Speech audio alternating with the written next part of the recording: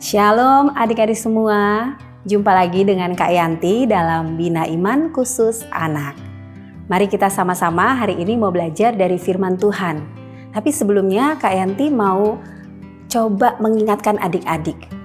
Bulan ini adalah bulan Agustus. Ada apa di sana? Yes, bulan ini adalah bulan di mana Indonesia merayakan kemerdekaan yang ke-80.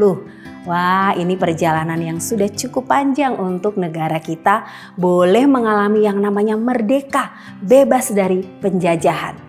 350 tahun kita dijajah oleh Belanda, lalu 3,5 tahun dijajah oleh Jepang. Tetapi kemudian dengan perjuangan yang luar biasa dari para pejuang, maka kita bisa memperoleh kemerdekaan dan bisa menikmatinya. Nah, sebab itu kita bersyukur Tuhan boleh menganugerahkan kita negeri yang luar biasa ini. Mari kita mau baca firman Tuhan. Apa sih sebenarnya juga makna kemerdekaan di dalam Kristus? Judul kita hari ini, kemerdekaan di dalam Kristus.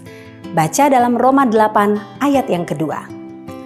Roh yang memberi hidup telah memerdekakan kamu dalam Kristus dari hukum dosa dan hukum maut. Di sini firman Tuhan berkata roh. Roh dalam huruf besar ditulis di sana. R-nya besar. Roh Tuhan, roh Allah. Itulah Roh Kudus yang memberi hidup, dikatakan di sini ya. Telah memerdekakan kamu dalam Kristus.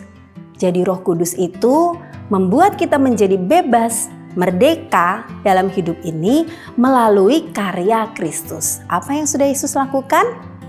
Yes, dia sudah mati untuk kita semua. Dia memberikan hidupnya untuk menebus kita. Kita tadinya ada di dalam perbudakan. Sama seperti bangsa Indonesia yang 350 tahun ada dalam penjajahan Belanda. Demikian juga kita ketika kita belum mengenal Yesus, belum punya Yesus dalam hidup kita, kita ada di dalam perbudakan dosa. Tetapi puji Tuhan, karena karya Yesus, Yesus boleh datang dan mati di kayu salib untuk kita semua, maka kita boleh dibebaskan dari hukum dosa dan hukum maut yang membawa kita ke neraka. Yesus sudah melakukan untuk kita.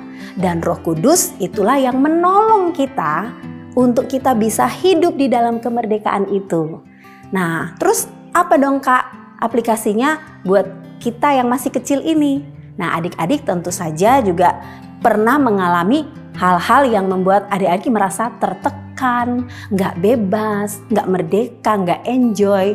Ya, nah kehadiran Roh Kudus dalam hidup kita itu yang akan membuat kita menjadi bisa menikmati yang namanya sukacita, damai sejahtera. Walaupun kita kadang-kadang mungkin mengalami perasaan-perasaan sedih, rasa takut, rasa kecewa. Tetapi ingat ada Roh Kudus, Roh penolong. Dia akan menolong kita, membebaskan kita. Berarti kita perlu datang setiap saat datang kepada Tuhan, minta kepada Roh Kudus, Roh Kudus merdekakan aku, bebaskan aku. Kalau hari ini aku sedih, aku sedang kecewa, Roh Kudus bebaskan aku.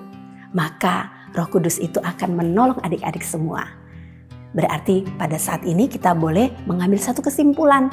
Kemerdekaan di dalam Kristus adalah kita bebas dari kuasa dosa dan hidup di dalam kuasa Roh Kudus yang menolong kita setiap waktu menjadikan adik-adik umat pemenang yang terus akan maju di dalam Tuhan dan melayani Tuhan oleh karena Tuhan sudah memberikan roh yang memerdekakan adik-adik semua.